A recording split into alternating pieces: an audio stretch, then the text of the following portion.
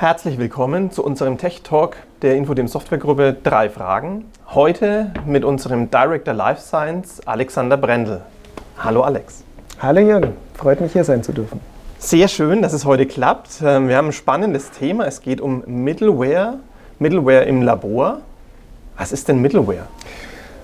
Eine Middleware ist im Prinzip ein bisschen ein Kunstwort. Also es kommt aus Software, die in der Mitte sitzt.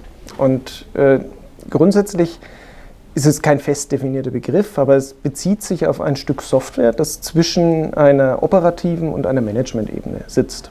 So mal ganz generisch. Was heißt das konkreter fürs Labor? Heißt das, dass man ein Stück Software zwischen die Geräte und ein LIMS zum Beispiel hängt.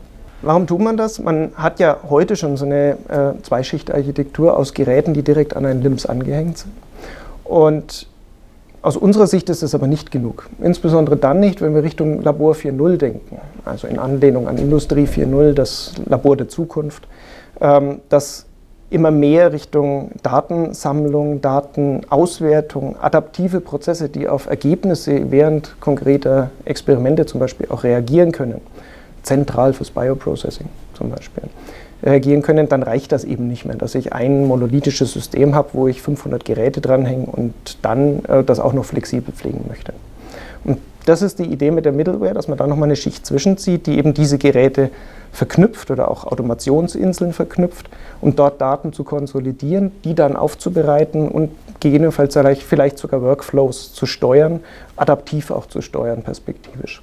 Und damit dann auch ein LIMS zu entlasten, dass es eben nicht mehr jedes Rohdatum haben muss, sondern dass es auf Daten zurückgreifen kann, die schon vorverarbeitet oder zumindest mal auf Sinnhaftigkeit geprüft sind. Okay, also Daten vereinheitlichen von unterschiedlichsten Geräteherstellern. Für wen ist denn das eine sinnvolle Anwendung, so eine Middleware? Ja, letztlich für jeden, der Geräte verschiedener Hersteller hast. Du hast es schon gut angeteasert. Es ist ja so, dass im Labor üblicherweise ein sehr heterogene Gerätepark dasteht. Es ist nicht so wie in der Klinik, dass ich mich da einmal für einen Provider entscheide und dann bin ich zwar gefangen, aber immerhin in einem Biotop, wo alles zusammenspielt. Sondern im Labor ist es so, dass wir viele kleine Hersteller auch haben, die hochspezialisierte Anwendungen, Geräte machen. Und da hat jeder seinen eigenen Standard, also sein eigenes Protokoll, seine eigenen Schnittstellendefinitionen. Um das zusammenzubringen, braucht es eigentlich eine solche Zwischenschicht. Und Gleiches gilt eigentlich auch für Gerätehersteller. Wenn man sich überlegt, ich habe ein Portfolio von 15 Geräten, die irgendwie alle in einer ähnlichen Nische spielen oder in einem ähnlichen Anwendungsfeld zum Einsatz kommen, dann kann ich mich gegenüber meinen Mitbewerbern natürlich auch abheben, indem ich sage, und ich habe dazu auch eine Software und dann passt das alles zusammen. Idealerweise, und da gehen wir noch eine Stufe weiter, passt zu dieser Software dann natürlich auch die Geräte anderer Hersteller. Stichwort Standardisierung, aber das machen wir mal wann anders. Ja. Okay, jetzt hast du schon auch ein bisschen angeteasert, da hast du eine passende Software. Wir haben so eine passende Software. Tatsächlich. Und Middleware ist schon lange ein Thema für uns und wir haben jetzt ZenLab. Magst du da auch noch kurz was zu erzählen? Ja, gerne. Also ZenLab ist ein Software-Framework, das wir entwickelt haben aus der Erfahrung mit vielen Kundenprojekten. Wir machen ja viele verschiedene Projekte für viele verschiedene Kunden in vielen verschiedenen Bereichen. Und allen gemeinsam war eigentlich, dass diese Grundstruktur, diese Grundarchitektur, Datenhaltung, immer Entwicklungsumgebung, idealerweise eigentlich gar nicht jedes Mal neu erfunden werden muss. Das war so die Idee, wo wir gesagt haben, da sollten wir doch ein Framework machen, dass wir das ein für alle Mal erschlagen, weil es auch langweilig ist, es jedes Mal zu entwickeln und schwierig ist, dem Kunden zu erklären, warum er es jedes Mal wieder von vorne tun muss.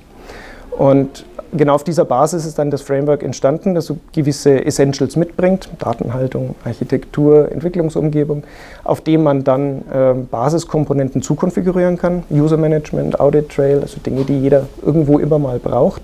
Und das dann laborspezifisch noch erweitert werden kann mit konkreten Auswertungen, mit der UI für dieses Labor, mit einer App, die mich über genau einen Zustand oder mehrere Zustände eines Bioreaktors informiert und so fort. Und über diese Architektur, die wir da geschaffen haben und die wir jetzt auch schon in vielen Forschungsprojekten und bei ersten Kunden eingesetzt haben, haben wir gesehen, dass wir relativ schnell an den Punkt kommen, wo man dann ins Spezifische gehen kann, also diesen Bottom-up-Approach zu fahren und aber auch zukunftssicher ist, dadurch, dass es von vornherein by Design modular ist.